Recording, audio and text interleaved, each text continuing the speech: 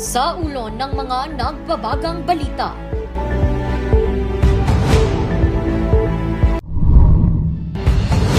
DTI tinututukan ng pagbangon ng mga MSME sa Cordillera mula sa lindol at pandemya. Libreng legal advice sa TID para sa mga Pugueños. 2022 Olympic gold medalist Heidelin Diaz bumisita sa Ifugao. Tips at tamang pag-aalaga ng orchids, alamin. At pambato ng bayan ng Pugo sa Miss La Union 2023 naghahanda na. Kanyang mga advokasya, alamin.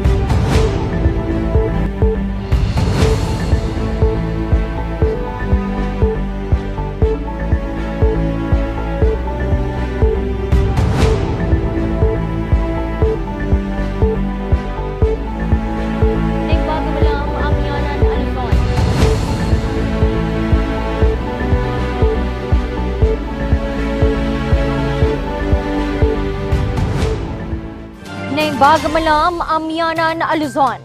Narito na ang mga bago at may init na mga balita. Malaking tulong para sa mga taga-Pugo La Union ang libreng legal counseling para sa lahat ng residente. Narito ang balita. 63 anyos na si Tatay Fernando pero hanggang ngayon, wala pa rin siyang birth certificate. Ito anak kami nga nakarehistro pa yung masapul ti affidavit ti ko di registral office mga latilit registration. Dahil matanda na, nangangamba siyang walang makuhang benepisyo at tulong dahil sa kawalan nito. Bagata dito yung asitan ni Fernando Dayap Sinsin. Kawan asawam, taga-Caris Pugo La Union. Magbagam nga nayanak kay di December 1960. Dito yung Pugo. Kaya ngayong araw, inilapit na niya ang problema sa libreng legal counseling ng Pugo. Dakal mamta so nga gastusan di mausar nga pang kukumati ay na rin. Di attorneys bigat. Dakal na banag din na libre. This is a personal campaign of the mayor to extend free legal aid or legal services to the people of Pugo. We noticed that there are no lawyers, or there are lawyers in Pugo. However, seldom do we see their offices here. So the nearest municipality that the people of Pugo should go and seek legal advice would be in Agoo, which is 20 to 30 minutes drive from Pugo. So we would like to save them the trouble of going there, the expenses of going there. Lahat ng legal na dokumento at pangangailangan ng mga Pugueños maliban sa mga kakailanganing dumaan sa korte ay handog ng opisina. Kasi may mga kaso na kailangang the court should resolve it. So if these cases would be brought to our office, we would just advise them on what to do, and at the same time we will advise them to seek the services of a legal counsel of their own choice to represent them in the proper courts. Maging ang mga batas o ordinansang ipinapasa sa bayan, idinadaan na rin muna sa legal counseling. Ito talaga, lahat ng mga ordinances na pinapasa ng Sangguniang Bayan, dumadaan sa proseso talaga. At least, mababasa na ng legal counsel natin dito sa Pugo na magiging valid siya. So, ayos yung walang na-violate na provision ng particular yung sinasabi ng Constitution natin. Aabot na sa halos 500 Pugueños ang nabigyan ng libreng payong legal mula nang magsimula ang programa Agosto noong nakaraang taon. Magpapatuloy raw ito hanggat nakaupo si Mayor Kurt Martin. Randy Guzman para sa Luzon Headlines. Binuksan na ng DTI Cordillera ang kauna-unahang trade fair para sa taong ito. Layunin ng trade fair, tulungan ang mga MSME na makabangon mula sa epekto ng lindol at pandemya. Magbabalita Charles Limon. Halos 7 buwan na ang nakakaraan ng yanigin ng magnitude 7 na lindol ang Abra. Isa sa mga naapektuhan dito ang negosyo ni Zita mula Peña Rubia, Abra. Naapektaran kasi medyo nag-down na talaga nga Awan mo ti, agsapunan na kita ubing, lalo na ganyan basbasa, awan mo ti agpabalon na ganyan naganak da sir. So, kaya ti problema tinggan na tata sir. Tawag kasanot nga may angat, medyo umangat mo tata, daw na ibasit nga order, ti online sir. Ganito din ang kinakaharap na problema ni Ruby mula naman sa Lapas Abra. Gumawa. Kaya hindi ko naman kukunin pag nag-deliver sila. Kaya hindi ako parang ganito, hindi ako naka-trade fair. Ngayon lang naman. Ang mga napili ng Department of Trade and Industry Cordillera sa pagbabalik ng Impakabsa Trade Fair ngayon sa Baguio City. Recovering duati purpose ng trade fair. I-promote iti products tayo and we are promoting Abra.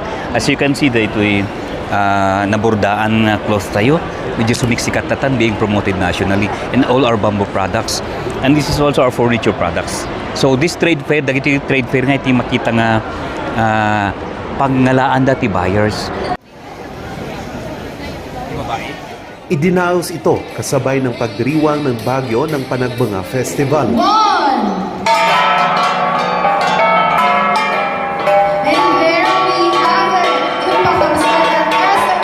Sa pagbubukas nito, bida ang mga produkto ng Abra at Mountain Province gaya ng abel, handicrafts, pagkain at iba pa.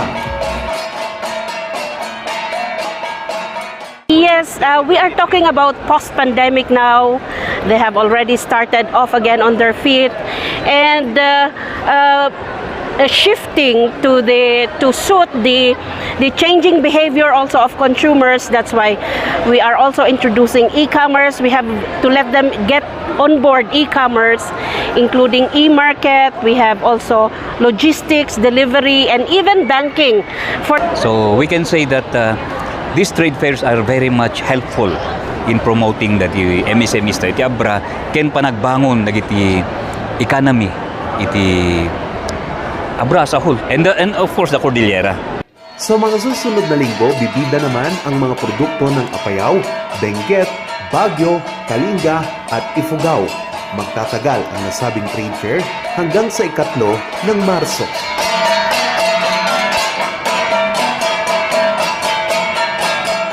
Charles Nicoliman para sa Luzon Headlines. Samot-saring mga gulay at prutas ang ginagamit ng isang floral couture sa San Fernando, Pampanga para makagawa ng mga fruit and vegetable bouquet. Swak daw itong panregalo sa nalalapit na Valentine's Day. Silipin yan sa kwento ni Gracie Rutao. Love is in the air. Bukod sa mga naggagandahang mga bulaklak at nakagawi ang mga floral arrangements, patok din ngayon ang mga praktikal na bersyon ng mga bouquet. Featuring fruit and veggie bouquets. Ito ang naisip ni Armando ng isang floral couture sa lungsod ng San Fernando, Pampanga. Pwede ma'am, kahit bulaklak ng kalabasa, pwede natin gawing bouquet. Kaya pa natin at least 3 days before the Valentine's Day, kaya po. Symbol ng love yun. Para maipakita mo kung gaano mo siya kamahal. Bukod sa broccoli bouquet and lemon bouquet, may kombinasyon din ng mga tsokolate at prutas. May heart-shape arrangement ng mga bawang at sibuyas. Para naman sa mga vegetarians, siguradong pasok itong chop suey bouquet na may cauliflower, red and green bell peppers, carrots, bawang, sibuyas, mais, chilies at sayote. Lahat-lahat na mapagkain, nandyan na. Hindi rin magpapahuli ang pinakbet bouquet na may sitaw, kalabasa, talong, bawang, sibuyas, kamatis at okra. Kakaiba man ang gimmick, ang mahalaga, ramdam ang pagmamahal hindi lang sa presyo ng mga nagmahal na prutas at gulay, kundi maging sa puso, sa tiyan at kalusugan ng taong mahal mo. Gracie Rutao para sa Luzon Headlines. Isa sa mga mabentang halaman sa orchidarium ang mga orchids. Paano nga ba ito inaalagaan? Alamin natin kay Jose Robert Inventor. Taong 1986 nang pasukin ng pamilya nila Tatay Adan ang cut flower industry. Katunayan, naging hobby na din ng kanyang pamilya ang pag-aalaga ng mga bulaklak. Nakaka-relax kasi yan na hobby. Tsaka Siyempre, hanap buhay, bread and butter namin yan. Kanya inaayos talaga namin yung pag-grow. Ang 17 taon namang flower seller na si Roda nakapagpundar na rin. Pag napapadami mo ito, pwede mo itong pagkakitaan, makakaipon ka talaga. Maliban sa mga cut flowers, isa sa mga tinututukan ang pag-aalaga ng orchids. Mainam daw kasi ang klima ng Baguio City sa pag-aalaga ng mga ito. 2 klase ng orchids ang kanyang ibinebenta. Ito ang air plant at pot type. Isa raw sa mga dapat tingnan ay ang medium. Ito kasi ang pagkakapitan ng orchids. First of all, dapat tama yung medium mo. Kung air plant siya, air plant lang siya. Kung nakapat naman, ang medium kasi natin dito, puro fern chips, fern logs, ganyan. Hindi pwede yung mga ordinary na soil. Lalong-lalo na soil, hindi pwede sa orchid. Ang orchids, low maintenance naman siya. Every other day ang pagdidilig. Hindi naman siya araw-araw. Dancing Lady, Vanda, Cymbidium, Phalaenopsis, Cattleya at iba pang klase ng orchids ang makikita sa kanilang pwesto sa Baguio Orchidarium. Kasi we buy mga raw materials from Thailand, from Taiwan, ganyan. Kalalaki na yun, pabubulaklakin. Parang tuloy-tuloy lang. Mainam rin umano itong libangan. Mas maganda magtanim na lang sila ng mga orchids kasi at least to beautify na rin ang mga bahay nila, mga garden nila. At saka mas safe ito, kaya pwede rin nilang encourage din yung mga anak nila na mag-aalaga ng mga orchids kasi at the same time yung banding nila. Sa ngayon, naglalaro sa 300 hanggang 4,000 piso ang presyo ng orchids depende sa klase. Jose Robert Inventor para sa Luzon Headlines. Ang bahaging ito ay hatid sa inyo ng King's Vita Plus Animal Feed Supplement. Alagang King's Vita Plus, kikita ka na, aasenso ka pa. Susunod, weightlifting Olympic gold medalist Heidelin Diaz bumisita sa Ifugao. Yan at iba pang mga balita. Abangan!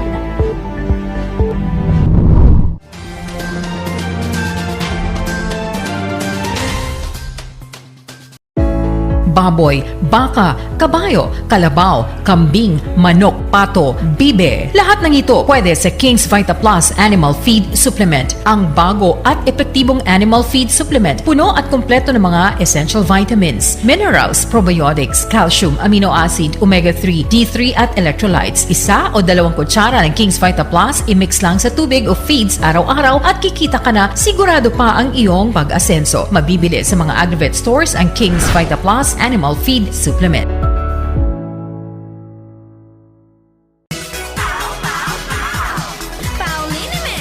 Masakit ba ang likod, ang kasu-kasuan? Namimitig o masakit ang iyong kalamnan? May rayuma, arthritis o nahihilo? May stiff neck, flatulence o masakit ang ulo? Sa Pauliniment, ginhaway, garantisado. Pauliniment, isang pahid ka lang. Dahil walang aw sa Pau! Bulok, maliliit at hindi ba malusog ang inyong mga halaman? Omega Green ang kasagutan. Ihalo lang ang 2 kutsara nito sa isang maliit na container at kaunting tubig. Pagkatapos ay ihalo sa knapsack sprayer at pwede na itong spray sa mga pananim. Meron itong nitrogen, phosphorus, magnesium, copper at zinc na tumutulong sa pagpapaganda at pagpapabilis ng tubo, pagpapanatili ng nutrisyon, mas malagong mga dahon at panlaban sa mga sakit ng mga halaman. Hindi rin ito nakasasama sa kapaligiran. Pwede rin ito sa kahit anong klase ng halaman, mapa highland crops o lowland crops. Omega Green by Encam Agri-Marketing, the ultimate friend of farmers.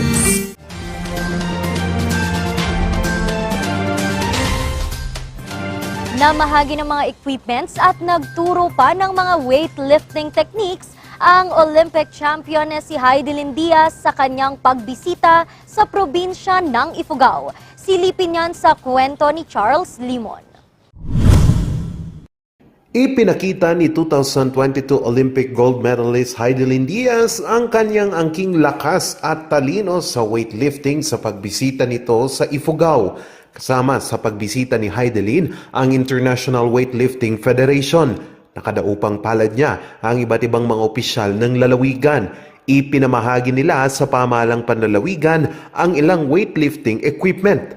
Makakatulong daw kasi ito sa paghubog ng mga bagong atleta na sasabak sa nasabing pampalakasan. Nagpakitang gilas din ang asawa at coach ni Heidelin na si Julius Naranjo ng ilang techniques. Nagpasalamat naman ang buong probinsya sa tulong na natanggap. Naging matagumpay naman ang isang basketball match na isinagawa sa probinsya ng Mountain Province. Ang mga nalikom kasing pondo na nagkakahalaga ng 65,000 pesos mula sa isinagawang Basketball for a Cause ibibigay sa 3 residente na nangangailangan ng tulong para sa kanilang pagpapagamot sa Mountain Province. Aabot sa 22 teams mula sa iba't ibang bayan ng probinsya ang nakilahok. Nasubok naman ang tapang at lasa ng iba't ibang aning kapeng robusta sa Kalinga sa pagdaraos ng quality competition. Isinagawa ito sa Kalinga State University. 16 na mga entries mula sa iba't ibang coffee producers sa probinsya ang mabusising sinuri mula sa pagsasangag hanggang sa pagtitimpla nito.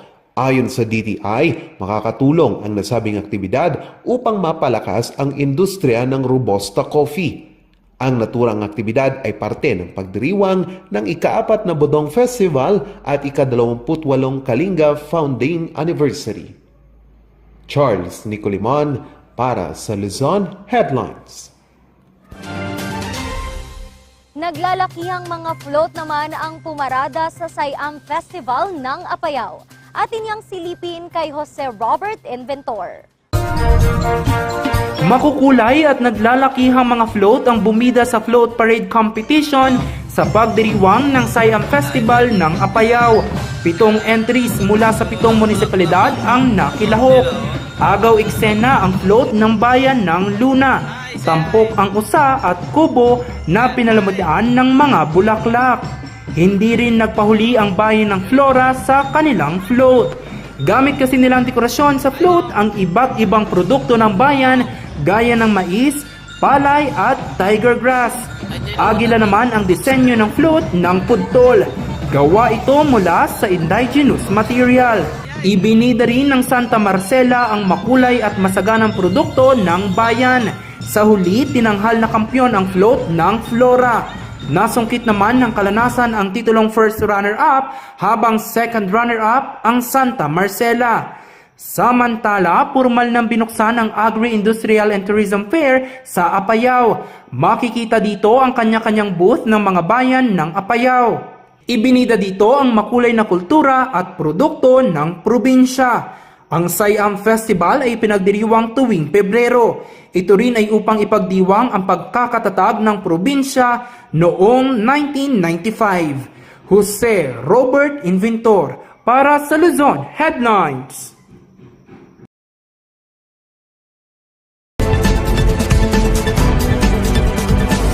Pag ako ay umuupa sa isang apartment at pinaganda ko ng husto yung apartment, pag na-terminate yung contract o iniwan ko yung apartment ko, pwede ba akong humingi ng reimbursement sa aking lessor?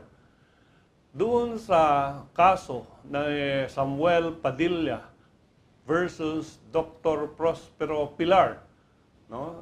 Didesisyonan ni Justice Carpio Morales in relation to Article 1678 of the new Civil Code.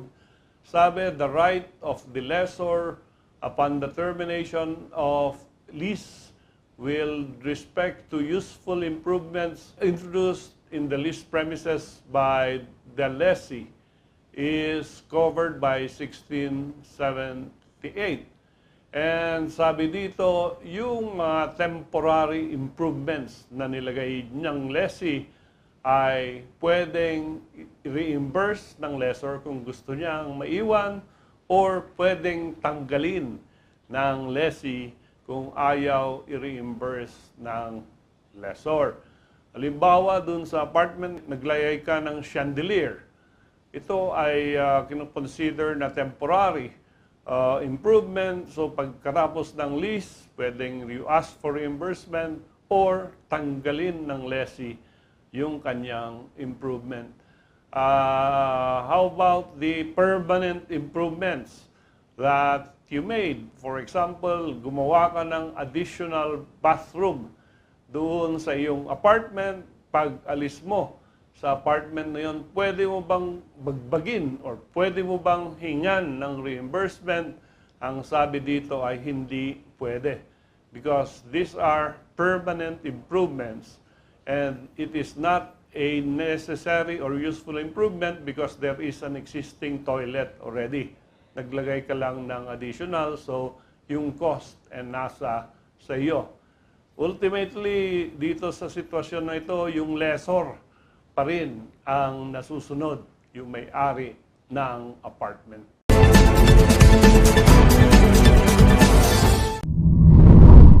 Sunod, pambato ng bayan ng Mispugo sa Mutya ng La Union 2023 naghahanda na.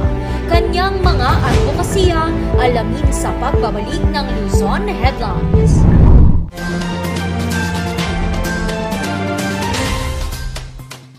Sa milk tea ng batang 90s, tara't atin lang i-try. Ang batang 90s milk tea, di ka magsisisi, promise. Sa milk tea ng batang 90s. Bizarre Music offers a complete line of musical instruments.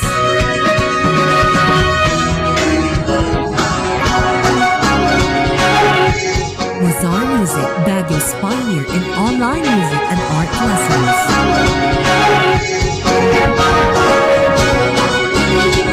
Bizarre Music, bringing music closer to your hearts.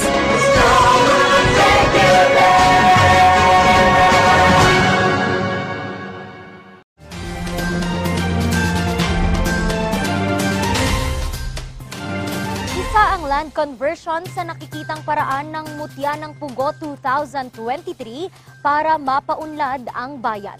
Narito ang mga detalye. Abala na sa paghahanda si Francesca sa nalalapit na Mutya ng La Union 2023. Siya ang pambato ng bayan ng Pugo. Preparations ko po for Mutya, I am undergoing trainings and syempre po, to be able to represent my town well, I have to be presentable. Thus, I am working on my physical attributes and time management po ang best answer for that. Kasi ang advantage ko po is online class po kasi ang classes ko. Kaya mas madali po sa akin na mag-attend ng class and also mag-attend ng trainings and workshops and everything. Ang 20 anyos na dalaga, nais magsilbing inspirasyon sa mga kapwa kabataan at maging boses para sa mga bagay na maaaring ikaunlad ng bayan. Katunayan, isa sa una niyang naging hakbang ang pagmungkahi ng ordinansang Clean as You Go o CLAY-GO. Naglalayon na panatilihing malinis ang Pugo. We encourage our visitors to, as they visit our tourist spots, they should be responsible with their trash, their wastes, na kapag kung ano yung dinatnan nila, ganun na rin nilang iiwan yun. Sa kanyang pagtapak sa entablado ng Mutya ng La Union, dala niya ang advokasya patungkol sa tamang paraan ng land conversion o ang konbersyon ng mga agricultural land sa commercial o residential. For me, land conversion doesn't always have to translate to land destruction. Dito po sa atin sa Pugo, we have responsible and intelligent leaders naman po. Lead land conversion to land development and change. Thus will lead us to a better town. Kasi po ang land conversion naman, we are governed by laws na nagsaset sa atin ng limit kung hanggang ilang percentage lang po ba ang pwede nating i-convert. With those laws naman po, hindi po and responsibility ng people. Suportado naman ng pamahalaang bayan ng Pugo ang advokasya ng dalaga. For instance, agricultural lot, we will convert it into commercial or residential lot to address the needs of the people. You cannot put up or erect a building over an agricultural lot without reclassifying the land to be commercial or residential area. There's no harm, there's no danger in land conversions or erections of buildings for as long as this is coupled with responsibility. Paniniguro niya, hindi naman lahat ng agricultural lands ay kakailanganing i-convert. Should we convert the 80% of agricultural lot into a commercial area if there's no need to do it? Let us address what is there. For example, we need to build factories along Pugo. What do? We convert the areas into a commercial area, commercial lot, only on that specific area. So not necessarily that we convert everything. We only convert what we use. Lahat din naman ng mga mapipiling lote ay isasangguni muna sa Department of Agriculture sa ilalim na rin ng Administrative Order No. 1 Series of 2017 o ang Guidelines on the Issuance of Certification for Land Use Reclassification. Ang mutya ng La Union 2023 ay gaganapin sa 2 ng Marso. Randy Guzman para sa Luzon Headlines. At yan ang mga balitang nakalap ng Luzon Headlines ngayong araw. Muli, maraming salamat at magandang araw sa ating lahat. Happy weekend!